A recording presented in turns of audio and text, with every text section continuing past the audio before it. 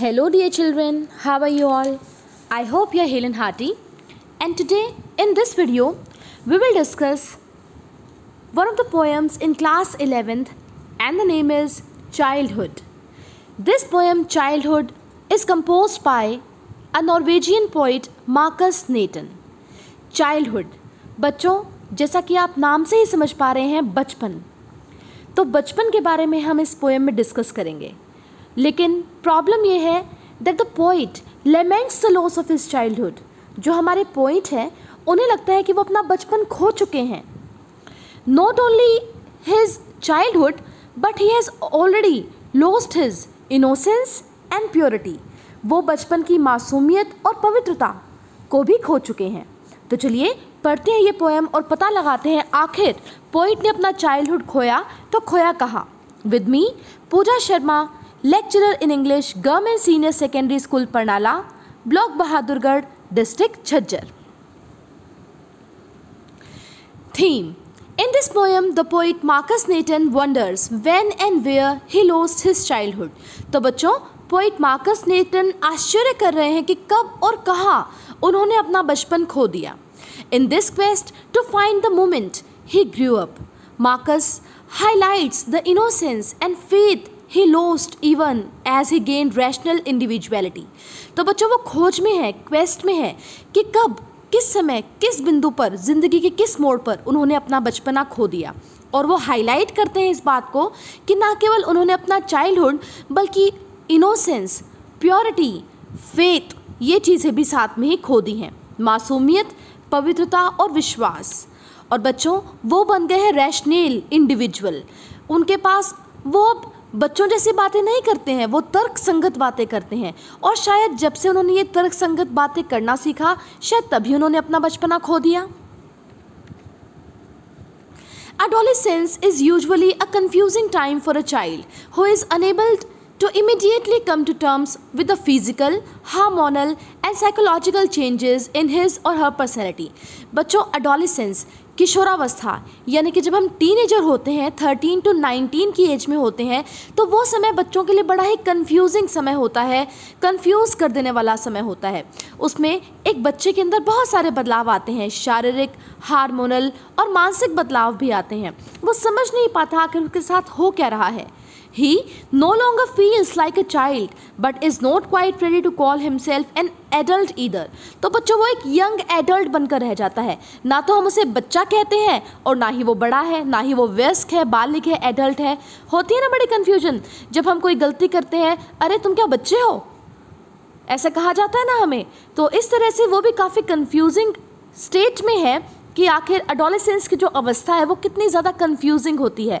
ना ही हम बच्चे रहते हैं और ना ही हम बड़े बन जाते हैं. In the poem the rainbow, William Wordsworth claims child is a father of man. बच्चों, विलियम वर्ड्सवर्थ बहुत ही फेमस पोइट है. उन्होंने अपनी one of the famous poems the rainbow में कहा है, child is the father of man. बच्चा father है एक आदमी का, बच्चा पिता है एक आदमी का.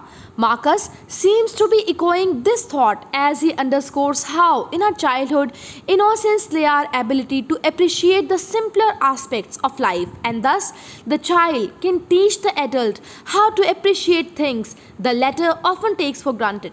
तो बच्चों, जब हम बड़े हो जाते हैं ना, अपने आसपास की चीज़ों को अप्रिशिएट करने का जो अच्छा गुण है, उनकी प्रशंसा करने का जो अच्छा गुण है, वो हम खो देते हैं. लेकिन एक बच्चा हर चीज़ को देखकर उसको अप्रिशिएट करता है, वंडर करता है, सारी की सारी फीलिंग्स उसके अंदर होती हैं. तो इसी तरह से एक वयस्क को, एक बालिग व्यक्ति को, एक एडल्ट को एक बच्चे से सीखना चाहिए कि कैसे चीज़ों को अप्रिशिएट करना चाहिए, उन्हें फॉर ग्रांटेड नहीं लेना चाहिए. तो बच्चों, with this let us start the explanation of the poem childhood by Markus Natan. When did my childhood go? Was it the day I ceased to be 11? Was it the time I realized that hell and heaven could not be found in geography and therefore could not be? Was that the day? When did my childhood go? तो बच्चों, poet पूछ रहा है when, कब मेरा बचपना चला गया. Perhaps the end of childhood was the day he ceased to be 11. और वो खुद ही बच्चों आंसर कर रहा है अपने प्रश्न का कि शायद वो मेरा बचपन का आखिरी दिन था जब मैं सीज्ड का मतलब बच्चों स्टॉप्ड टू बी 11, यानी कि जब मैं 12 साल का हुआ था, जब 11वां साल स्टॉप हो गया था, शायद वो दिन था जब मेरा बचपन चला गया हो। Was it the time I realized that hell and heaven could not be found in geography? तो बच्चों आगे पोइट कहते हैं कि शायद वो समय था जब मैंने रियलाइज़ किया, मैंने महसूस किया कि हेल और हेवन, बच्चों हेल क्या होता है? नर्क, और हेवन क्या होता है? स्वर्ग। तो नर्क और स्वर्ग could not be found in geography, geography की किताबों में स्वर्ग और नर्क कोई जगह है ही नहीं। Actually, the poet used to believe in the existence of hell and heaven, but with the passage of time, he came to know that they are not real, they are mere stories. Science doesn't support the existence of hell and heaven, and therefore could not be. और इस वजह से hell और heaven तो है ही नहीं, ये तो बस हम सोचते हैं। Was that the day? क्या वो दिन था?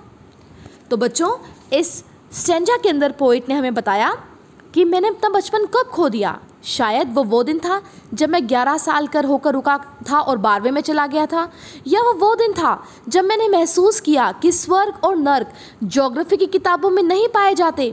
साइंस सपोर्ट नहीं करता कि हेल और हेवन होते हैं, ये तो बस कहानियाँ हैं, किस्से हैं। शायद वो दिन था जब मैंने अपना बचपना खो दिया। तो यहाँ पर बच्चों इस फर्स्ट स्टेंजा में पोइट ने दो हमें पॉसिबिलिटीज़ बताई हैं। एक, when he ceased to be 11, and second, he realized that hell and heaven could not be found in geography books. Now listen to the explanation in English. The poet suddenly realizes that he has lost his childhood, but he doesn't know when and where he had lost it. He asks if he had lost it the day when he entered his 12th year, or it could be the time when he realized that heaven and hell were no real places. They could not be found anywhere in books on geography. They were just products of imagination. They are not real. Therefore, they couldn't be found anywhere on the earth. The poet wonders what day it could be when he lost his childhood. So I hope the first stanza is clear. Now let us move to second stanza. When did my childhood go? Was at the time I realized that adults were not all they seemed to be. They talked of love and preached of love, but did not act so lovingly. Was that the day? तो बच्चों बहुत ही प्यारी बात यहाँ पर poet ने कही है, और ये स्टेंजा मैसेज कन्वे कर रहा है, मैसेज ऑफ लव। ठीक है, बहुत ही प्यारा है, आप ध्यान से सुने। When did my childhood go? कहाँ चला गया मेरा बचपन? Was at the time I realized that adults were not all they seem to be. Adults बच्चों कौन? अगर हम सिंपली बात करें तो 18+ जितने भी लोग हैं वो एडल्ट्स हैं, बालिग हैं, वयस्क हैं, बड़े लोग आप कह सकते हैं। तो शायद मेरा बचपन तब चला गया जब मैंने महसूस किया कि जो एडल्ट्स हैं, जो बिग पीपल हैं, बालिग वयस्क लोग हैं, जो वो हैं वो दिखते नहीं हैं। मतलब वो कहते कुछ और हैं, करते कुछ और हैं, दिखते कुछ और हैं, उनके मन में कुछ और होता है। और ऐसे लोग क्या कहलाते हैं बच्चों इंग्लिश में? हिपोक्रेट।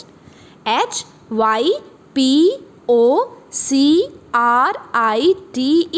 कहते कुछ है, करते कुछ है, चेहरे पे कुछ और है, मन में कुछ और है। ठीक है, वो कहलाते हैं हिपोक्रेट। तो ये जो एडल्ट्स हैं वो हिपोक्रेट हैं। दे talked of love and preached of love. वो बात करते हैं कि हमें प्रेम से सबके साथ रहना चाहिए, स्नेह से। वो प्रीच करते हैं, प्रवचन देते हैं प्यार के, कि we should be with another person with love. प्यार से हम एक दूसरे की बात करें। But did not act so lovingly. लेकिन जितनी वो प्यार के भाषण देते हैं वो उतने प्यार से सच में एक्ट नहीं करते, क्रिया नहीं करते, ऐसा कार्य नहीं करते जिसमें प्यार दिखाई दे। Actually, they only talked about love but never loved anyone.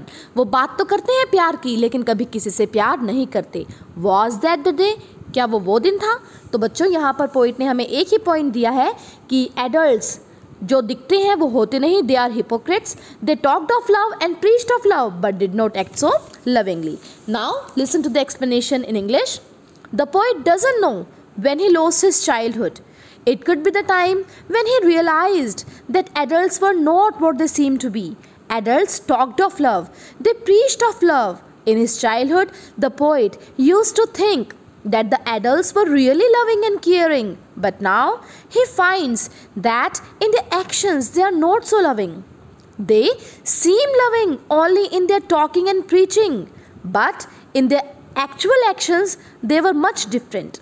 The poet says that he had perhaps lost his childhood when he found this hypocrisy in the actions of grown-up people, of adult people. So I hope this stanza is also clear. Let us move to the third stanza. When did my childhood go? Was it when I found my mind was really mine, to use whichever way I choose, producing thoughts that were not those of other people but my own and mine alone? Was that the day? बच्चों excellent stanza by poet, ध्यान से सुने. When did my childhood go? कहाँ चला गया मेरा बचपन? Was it when I found my mind was really mine? क्या मेरा बचपन तब खो गया था जब मैंने महसूस किया, मैंने पाया कि मेरा दिमाग मेरे खुद का है, मैं एक सेपरेट इंडिविजुअल हूँ, मैं खुद सोच सकता हूँ, खुद निर्णय ले सकता हूँ. To use whichever way I choose, मैं कोई भी डिसीज़न ले सकता हूँ, जो भी करना चाहूँ वो कर सकता हूँ मेरी मर्ज़ी से. मैं अलग ह्यूमन बीइंग हूँ, अलग इंडिविजुअल हूँ. Producing thoughts that were not those of other people, मेरा दिमाग उन थाट्स को, उन विचारों को लेकर आता है जो और लोगों के नहीं है. Actually he seldom listen to his elders, मतलब बड़ों का सुनना छोड़ दिया जाए, हम खुद सोचें हमें क्या करना है, क्या नहीं करना, क्या ठीक है, क्या गलत है. But my on and my unknown, तो कहता है मेरा दिमाग मेरा खुद का है, मैं सिर्फ अकेला हूँ, मैं खुद हूँ. He places himself at the centre of everything, मैं खुद हूँ. यहाँ पर बच्चों ईगोइस्टिक स्टेंजा है, ईगो आ गया है पोइट के अंदर कि मैं हूँ, बाकी कोई कुछ भी नहीं है, मेरा दिमाग मेरा खुद का है, मैं डिसीज़न ले सकता हूँ, मैं आराम से पता कर सकता हूँ what is right what is wrong, मेरे लिए क्या ठीक है क्या गलत. वॉज दैट द डे, क्या वो समय था जब मैंने अपना बचपन खो दिया, जब मुझे लगा कि मैं सेपरेट इंडिविजुअल हूँ, मेरे पास मेरा खुद का दिमाग है, मैं खुद मेरे निर्णय ले सकता हूँ. Now listen to the explanation in English. The poet doesn't know when he lost his childhood. He says that it could perhaps the time when he felt himself different from others. He realized his mind was really his own, independent mind, which he could use any way he liked. His thoughts were not the thoughts of other people. They were his own personal thoughts. A sense of ego had developed in him. बच्चों अहम की भावना आ गई थी उसके अंदर. He no longer thought himself as one among others. He thought himself to be a unique person, a different person, a separate human being. The poet says that it was perhaps in this ego, अहंकार भी कह सकते हैं हम, that he lost his childhood. So let us move to the last lines of the poem. Where did my childhood go? It went to some forgotten place that's hidden in an infant's face. That's all I know. बच्चों बहुत ही last की line भी बहुत ही प्यारी lines हैं. Where did my childhood go? तो आखिर चला कहाँ गया मेरा बचपन. और फिर पोइट खुद जवाब देता है कहाँ गया. Where प्लेस पूछा है, अब तक बच्चों when चल रहा था, कब कब कब, अब कहाँ गया, आखिर है कहाँ वो. It went to some forgotten place. Forgotten place means भूली बिसरी जगह. वो किसी forgotten place पर चला गया है, भूली बिसरी जगह पर चला गया है. That's hidden in an infant's face. और बच्चों वो hidden है, छुपा हुआ है किसी infant के चेहरे पर, किसी छोटे से बच्चे के चेहरे पर. That's all I know. इतना ही मुझे पता है. Childhood remains as long as one is an infant. Then innocence disappears. तो बचपन तो तब तक ही रहता है जब तक एक बच्चा इन्फेंट होता है, छोटा होता है, और उसके बाद धीरे धीरे जो वो इनोसेंस है, फेथ है, प्योरिटी है, वो डिसअपियर होना शुरू हो जाती है, वैनिश होना शुरू हो जाती है, गायब होना शुरू हो जाती है. So the poet doesn't know where his childhood has gone. He says that it has gone to some forgotten place. It could be hidden in some infant's face. That is the only thing he can say about it. The poet means to say that childhood remains only as long as one is an infant. As one grows in years, the innocence, the purity, the faith of childhood starts disappearing, starts vanishing. So with this, we have completed the explanation of the poem. Now let us discuss the literary devices. The very first is rationalism, तर्क संगत बातें करना बच्चों. The poet rationalizes the lost childhood when he was 11 and when he found out that hell and heaven don't exist and are not found in the geography. Lines are: was it the day I ceased to be 11? Was it the time I realized that hell and heaven could not be found in geography? Second one is rhyme scheme. So the rhyme scheme used in the poem Childhood is A, B, B, C, C, D. Refrain, a group of phrase which is repeated in the poem. बच्चों एक या दो line या कोई भी phrase जो बार बार repeat होती है पोएम के अंदर वो रेफ्रेन कहलाती है. और यहाँ पर रेफ्रेन बहुत ही खूबसूरती से पोइट ने यूज़ किया है और रेफ्रेन है When did my childhood go? Was that the day? Alliteration, अनुप्रास अलंकार, the occurrence of the same letter of sound at the beginning of closely connected words. Examples are the time, my mind, whichever way, thoughts that. So with this, we have completed the explanation of poem Childhood. I hope you have liked my explanation.